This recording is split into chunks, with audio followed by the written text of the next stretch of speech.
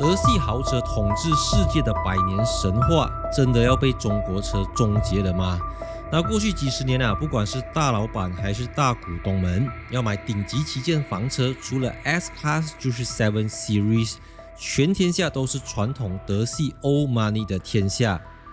很多人甚至放話說，中國車再怎麼厲害，也只會做一些花裡胡哨的冰箱、彩電、大沙發，底盤技術連歐洲車的車尾燈都看不到。但自從 Denza Z9 GT 發表之後整個車壇的風向開始有了轉變。這個 E-Cube E3 方技術平台用不講理的物理外掛，直接向歐洲豪華傳統勢力發起了猛烈的攻勢。但是話先不要講得這麼滿那我們就來做 content， 不談什麼民族情懷，我們只談現實的東西。到底這一台代表中國汽車工業天花板的 Z9 GT 是不是真的有本事把德系豪車送進歷史博物館，還是又一次的吹過頭，專門騙科技小白的高級智商稅？想象下，兩台車長超過 5.2 米、體重超過 2.6 噸的巨獸同時衝進鋪滿水膜的低摩擦賽道，以不到1米的危險距離面對面漂移，在模擬冰面上跳起了對稱式的雙車貼身圓舞曲。那這個表演最恐怖的核心就是車身內部的E3方平台，在極度打滑的路面上，電腦必須在毫秒之間一邊計算外側馬達的爆發力，一邊控制後輪獨立轉向的角度，實現將車身動態壓制在失控的邊緣。Alright， 大家好，那今天非常高興就可以來到河南鄭州。為什麼會來到鄭州呢？就是來出席這個 BYD 的 Denza Z9 GT 右舵版 Right Hand Drive Version 的全球首發媒體試駕活動。那據說馬來西亞市場是第一批能夠開到這一個右舵版 Z9 GT 的。那我在2025年的時候，在深圳的這個試駕場地有測試了一台 Z9 GT， 但那個時候是左舵版，還沒有針對全球市場給出這個 spec 等等。那我們今天看到的這個呢，就是在馬來西亞還有其他右舵市場，可能像泰國、印尼，歐洲的話有英國、愛爾蘭，然後下來的話有這個澳洲等等，都會看到這樣子的一個 version。所以這個 Z9 GT不是什麼閹割版，它也不是 cut spec 版、歌頌版，沒有，它一樣是最新第二代的 Black Battery 122 kWh 的電池，然後有1156個 PS 的馬力，3個 Electric Motor 沒有變成2個 Electric Motor， 然後裡面是 Google Base 的這個車機系統等等。所以當然今天來到鄭州，就是因為這邊有一個比亞迪賽車場，比亞迪的全地形賽車場 All Terrain Circuit， 可以在這邊去好好的體驗這個車子，看它可以做些什麼事情。因為它有3個電機，所以它可以做到像漂移啦。想要了解更多，記得觀看下去，將會給你們帶來這個全球首發右舵版 Denza Z9 GT 的這個 First Look First Drive 影片。Let's go！以前我們看這些黑科技總覺得這些都是中國市場的事情，跟我們沒有關係，離馬來西亞市場還有很遙遠。但這一次 BYD 是來真的，而更誇張的是呢，它將有可能是馬來西亞汽車市場上售價最親民的千匹豪華車，因為它有850個 kW， 就是1156個 PS。所以我個人預測它會在600千到800千，可能會更貴，但可以肯定的就是850 kW， 也就是9140塊的 road tax 每一年，相當於4500cc 左右的這個路稅。那車身尺寸上呢，我們可以看得到 Denza Z9 GT 的軸距就是衝着7 Series 跟 S-Class 來的，但我們都知道它不是 Sedan 4門轎車，而是採用了類似 Panamera Sport Turismo 的Shooting Brake 列裝車型。因為 BYD 非常清楚知道一件事情，那些商務車的買家是最保守的 Old Money， 新興的中國品牌在短期內是根本不可能靠堆料去撼動 S-Class 的身份認同。與其正面肉搏，不如直接用列裝車去降維打擊那些追求個性跟科技的 New Money。那另外從工程學上高端電動車因為底部鋪滿了厚重的電池包，如果硬要做成傳統的3廂 Sedan， 車身高度就要被迫拉高，導致整台車子在視覺上變得很臃腫。所以使用 Shooting Brake 的車尾結構呢，不只可以在極限拉低車身的同時，保留了行政級的後排頭部空間，找到一個最完美的視覺載體。因為它是一個軸距3120mm 的車子，所以是 Mercedes S-Class、BMW 7 Series 的這個軸距。Of course， 它用的是這個20個 speakers 的 D-Valley 音響，來幫我們聽 Harman Kardon、Bose、Burmester 等等。但這個 D-Valley 是一個非常 fine、非常頂級的音響系統。作為一個豪華車，然後它用的是 Shooting Brake 的造型，所以車頭這邊頭部不會有太多的空間啊，因為它不是典型的那一種 sedan 這樣子的一個造型，所以我覺得這個車子就所有的東西做到質感都非常的 solid， 但是我個人會覺得它有一點歐瑪尼的氣味，就是還是會有木紋、open port 等等，所以它強調的更多是那一種傳統 luxury， 而不是那一種時下的 minimalistic 的這種簡約風格，所以它是什麼東西都有。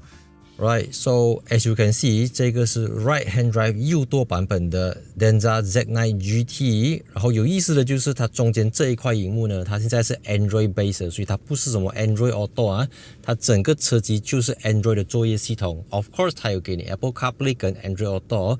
就算你不要進入 Apple CarPlay 或者是 Android Auto， 它也有內建的 Google Map。Yep， 這個在馬來西亞 Google Map 還是唯一的解答題啦，不管你什麼third party的 Map 都不夠 Google Map 來的強大。So of course 這邊有 Google Play Store， 所以你可以去 download 你要的東西。然後左邊這塊副駕駛螢幕裡面也是這個 Android 的系統，所以你要看 YouTube 也是有給你，然後這個 Stingray Karaoke 的功能都有。只是說這一個Denza Z9 GT 啊，它最厲害的就是這兩個 button， 一個是E3方，還有一個是 Daisus。所以你進入E3方之後呢，哇哦，這邊就有很多的遙遙領先的功能啊，有 Pencil Comfort Tuning、Intelligent Crab Walking、E3 的 Parking、E-Cube 啦 actually， 然後 Snow Race Drift Mode 跟 Custom Mode， 所以這些東西就是這台車子的賣點。再來它還有 Rear Wheel Steering 這個東西，你 click 進去之後，它會告訴你東西是怎麼樣去運作的。然後 of course 它有這個 Daisus 的功能，所以你可以調整懸掛的高低，然後 Suspension Setting 全部東西都可以去調。那這個E3方最厲害的其中一項功能就是 Compass Turn 圓規掉頭，就像你在小學的時候用圓規畫圓圈這樣子。那怎麼樣做到？電腦會 lock 死其中一個前輪作為 anchor， 然後後輪擺出 toe out， 就是外八字，然後左後輪 forward， 右後輪 reverse， 整台車就繞着那顆鎖死的前輪像圓規一樣絲滑的原地旋轉。但是這個東西非常的傷輪胎，只有真的沒有辦法的時候才使用這個功能。再來就是在網上瘋傳的 Crab Walk 智能楔形。那正常車子轉彎一定要擺動車頭，但 Crab Walk 是車頭完全不動，整台車子橫着傾斜，前後4個輪子在電腦的控制下轉去同一個平行角度，然後你一踩電門的話，整台車子就像在冰上漂移一樣，45度滑進去。再來少不了的就是 E-Cube 的 Intelligent Parking， 那它的後輪轉向角度很大，在 reverse 的時候呢，後軸會像 Shopping Cart 的萬向輪這樣子瘋狂的配合它，加上後軸的雙馬達一拉一推，直接把車屁股整個扭進去裡面。那 Denza Z9 GT 的 Drift Mode 呢，改變了整個遊戲規則。以前的 Drift 需要神級的 Throttle Control 跟 Counter Steer， 不然一定會失控。可是 Denza Z9 GT 的 Drift Mode 呢，是讓電腦當成你的 cheat code。當你想要甩尾的時候呢，外側的後馬達會爆發出巨大的馬力，把屁股推出去，同時 Inner Rear Wheel，就是內後車輪會主動調整角度去 catch 住整個車身，所以零基礎的新手只要踩着電門抓穩方向盤，電腦會在毫秒內幫你算好左右輪子的 power 跟 angle， 讓你在 track 上面安全的做出完美的 drift line， 就是一個 cheat code 啦。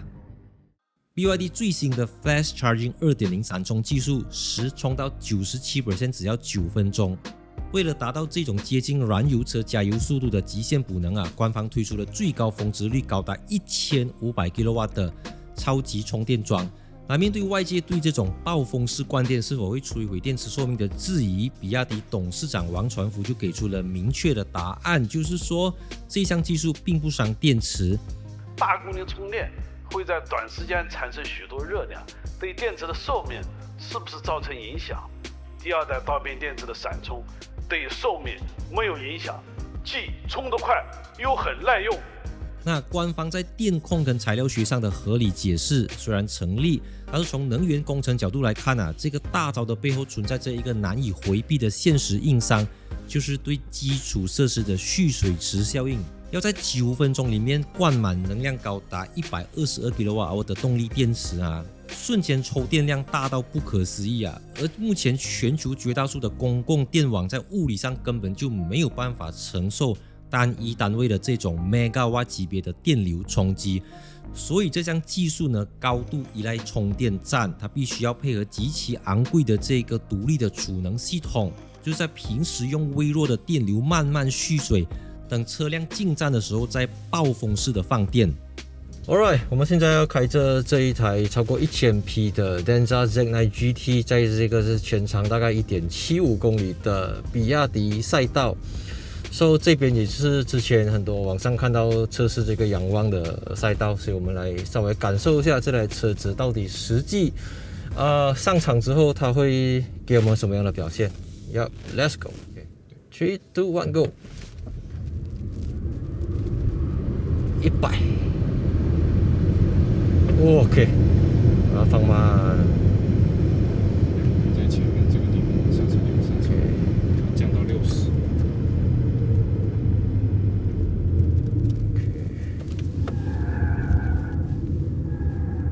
OK，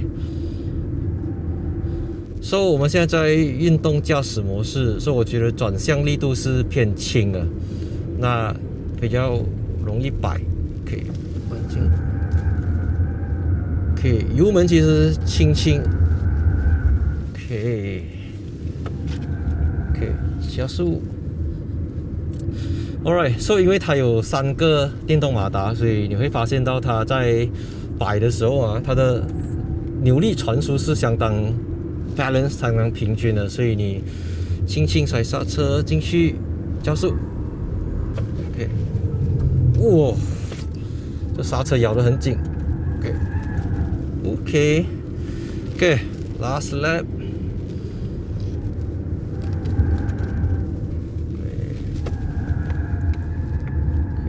加速。哇 ，OK， so， OK， 放慢 ，so， 60 ，OK， go， OK， keep moving， OK， break， 下一個。所以當然，今天主辦單位的目的並不是要讓我們去把車子 push to limit， 只是要讓我們完成這個科目。所以在事前已經明確畫出限速，就好像你去 supermarket 吃那個 tester 這樣子，咬一口填不飽肚子，就算給你咬多5口，還是不如吃下一整碗。OK， 下一個就要進去了嗎？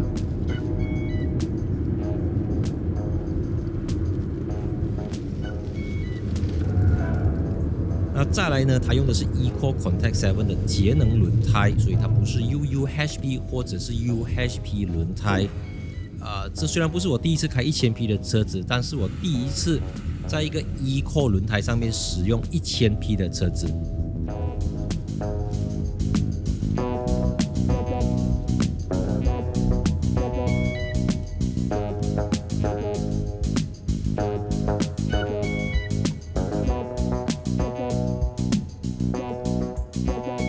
OK， 謝謝。哎呀，沒有用到這個 boost 模式。Alright， 歡樂嘅時光過得特別快，又到時候講拜拜。感謝大家留到現在。那今天非常難得可以從這個吉隆坡直飛來到鄭州，然後來到位於河南的這個比亞迪賽車場。久仰大名啊，因為我記得在2025年底的時候BYD 就邀請了很多歐洲媒體、英國媒體來到這邊測試仰望、測試這個 Z9 GT 等等。那現在終於有機會可以飛到來這個可以算是一個奇蹟般的賽車場地，因為用了非常短的時間打造，然後設備非常齊全，還有吉尼斯世界紀錄的這個模擬沙漠的測試基地，所以這次主辦單位就非常用心的安排非常多環節，讓我們全方位的去體驗這個即將在馬來西亞市場發布的 Denza Z9 GT， 我們可以下賽道去體驗直線加速能力過彎能力，然後 slalom 繞樁測試還有這個 drift mode， 這個也是最精彩的，可以讓我們觀賞車子可以怎樣鴛鴦戲水、雙龍出海、三龍戲珠等等啦，諸如此類的東西。Denza Z9 GT 呢，它是比亞迪的一張世界名片，因為像我前面說的，仰望這個東西很強，100萬人民幣，但是因為它目前是中國限定，所以真正要登陸歐洲、登陸澳洲、登陸馬來西亞、登陸東南亞市場來講，Denza Z9 GT 对于整個比亞迪集團要在2030年達到成為世界第1名的汽車大廠起這一個非常重要的，因為它要展示自己的技術實力。什麼樣的技術實力？底盤的實力，E3方的實力，然後呢，還有它的閃充速度 ，Flash Charging 9分鐘可以到97%，非常非常的了不起，非常的誇張。所以今天真的是大開眼界了，你可以看得到 Denza Z9 GT 的 Spectrum 到底有多寬。但說實在話，對我自己來講呢，我會覺得這個車子它有一點太過全方位了，因為我覺得它的定位、它的設定會有一點偏模糊，就是說它一台車子能夠做到很多事情，而我個人會比較 prefer 一個車子做一件事情。比如講方程豹，你就做好你的越野BYD Atto 1、Atto 2、Atto 3就做好小車代步工具的角色，所以你要 comfort， 你要 sporty 要 sporty。可是因為這個車子的馬力實在太大，它有1100多個 PS 的這個馬力，然後它又有3個電動馬達 ，OK， 0到100加速能力非常的快。但是因為它要照顧到太多東西，所以呢，它的電池就要放到122 kWh， 是第2代的 Black Battery， 很厲害。但是伴隨而來的副作用 ，yes， 就是它的車子不輕，2875公斤起，你要這麼大的電池，可以有這麼多的續航力，又要1000多匹，這是你的一個副作用。所以這個2875公斤的車重也直接影響了它的賽道表現。但我們不能夠用太苛刻的方式去judge 它，為什麼？因為它是一個7 Series， 它是一個 S Class， 你要攻賽道通常是5 Series，I mean M5、M3、M4 的事情 ，Mercedes 可能是 C63、E63 的東西，它不會是 S Class 的。你很少會看到我拿一個 S Class 7 Series 級別的車子在下賽道做這些事情，所以它做到這些事情 ，Mercedes 做不到 ，Mercedes AMG 做不到 ，BMW M 做不到 ，Porsche 可能也做不到這樣的東西。我講的做不到，不是說他們沒有這個技術實力，而是他們沒有這個打算，也沒有這個方向做給你看。所以就像我講的BYD 作為一個相對年輕的品牌，它沒有100年大廠的這些文化底蘊也好，但是它有的是一種無所畏懼的前進，就是敢為天下先，你要下水我下給你看，你要上坡我上給你看，你要做什麼山馬達 crab walking 你做不到的我做給你看 ，OK， 所以他必須找到這樣子的突破口，必須找到這樣子的 selling point marketing point， 可以去讓大家感受到最直接的感受到，而不只是紙上談兵。Of course， 作為一個年輕的新品牌，他們有未來要面對很多的挑戰，要面對爭取客戶的信任度，要面對市場的這個考驗，要面對路遙知馬力，車子的耐用性，車子的保值率等等吧。我覺得 is a very good start， 一個很好的開始，特別是有着 Denza Z9 GT 這樣子的車型，我覺得它是600-700千的車啦。所以我覺得更重要的不是價錢，而是 value， 它能夠提供給消費者什麼樣的價值，在汽車歷史上留下什麼樣的名，我們就看未來 Denza Z9 GT 可以交出什麼樣的成績單。所以我是賴主義，我們下期影片見 ，Let's go。